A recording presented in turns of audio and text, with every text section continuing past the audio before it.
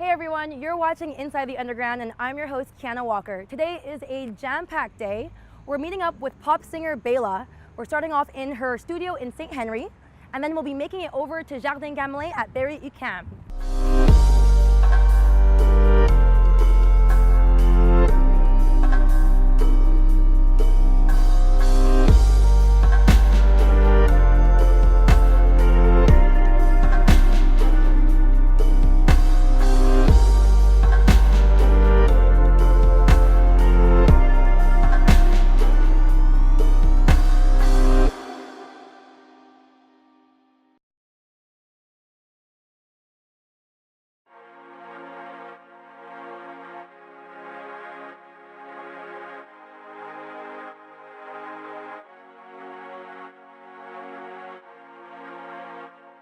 I'm curious to know, how did the name Bayla come about?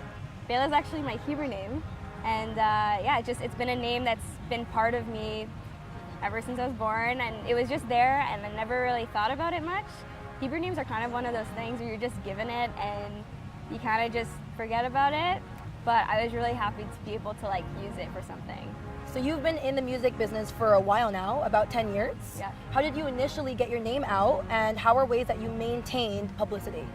I think social media. I think it goes all the way back to YouTube and Facebook and being able to connect with listeners. No matter where you are, you're just always being able to connect with people. The internet's amazing for that. There's obviously some downfalls of the internet's also causing there's a lot of people doing it, so it becomes a little bit difficult to cut through the noise. But I think at the end of the day, the internet is what is allowing us to all connect. Definitely. Right? So would you say that there is a lot of pressure and almost frustration being in an environment where it's just saturated with artists, especially being a pop artist? Totally. I mean, yeah, it can be frustrating. I think the most important thing though is just to do you and not think about everyone else and just do what your heart is telling you to do musically, and I don't really think too much about other people who are making pop music like I am. What I do though is I take inspiration from them. Right. But I don't think too much about it. I just kind of do me and try to cut through the noise as much as I can by following what I feel is the right path. And what are ways that you stand out from the others? I mean, I think a lot of artists are standing out right now, especially on social media, but I think my goal is always to put out the best material that I possibly can, whether it's a video or a song. I think for me, it's just my perfectionism. I'm really hard on myself, and I just try to get the best quality work that I possibly can get out of myself every time. I saw that you are going to be performing at Stars and Thunder. Yeah. It's a music festival taking place in Timmins, Ontario, and you're opening for Simple Plan and Lights. Yeah, that's awesome. Really, congratulations. Thank you. So how did this come about, and how did you feel in that moment when they told you? I mean, this summer last summer as well, this summer I've been playing a lot of festivals. Okay. And that just happens to be one of the dates of the many.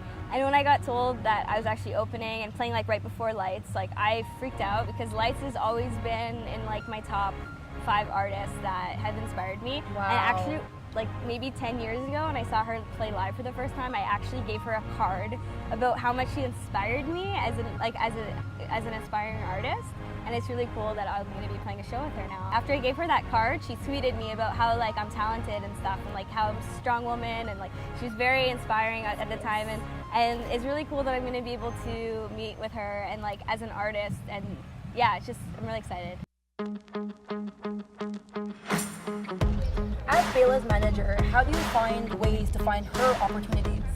It's a lot of calls, a lot of emails, and as the story gets bigger with the accomplishment from the artist, it's a bit easier on our parts because we have something to sell that is actually known out there. In 2016, Bayla would Turn It Around. She charted a lot. She became the most successful unsigned Anglo artist from Quebec. She's the only one that charted top 25 in Canada. So Wow. that's big. Makes my life a lot easier because when now I contact people, she has a bit more notoriety over there. For sure. So can you talk a little bit about your radio success? Totally. I mean, when I released Turn It Around, I had no idea what it was going to turn into, but it honestly was a huge turning point for me and has allowed me to connect with so many people. And it's what created all these opportunities. In terms of Montreal, what upcoming gigs do you have lined up this summer? There's actually one that I'm really stoked about. It's actually Montreal Pride. I'm going to be headlining the first night of Montreal Pride, and it's going to be an event that's focusing on youth and getting the youth out there to come. I think they're going to be getting Les Maisons des Jeunes, all the youth to be coming out and hanging out for that evening.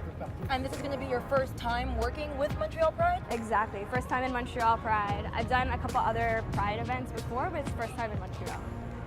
Do you feel like as though Montreal provides you with enough exposure as an artist to find success in music?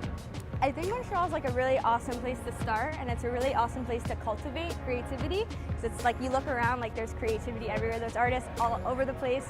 I think it's great for that, but like for myself personally, like I think I'm now trying or starting to expand outside of Montreal and like focusing on the rest of Canada and like even branching into like different markets. We're focusing we're going to be releasing a couple songs in the UK soon, and we're going to be focusing on like the rest of the world. So okay, that's going to be exciting. But I think Montreal is a great place to start and like be inspired. For sure. It's super Look at this inspiring. I love place. it.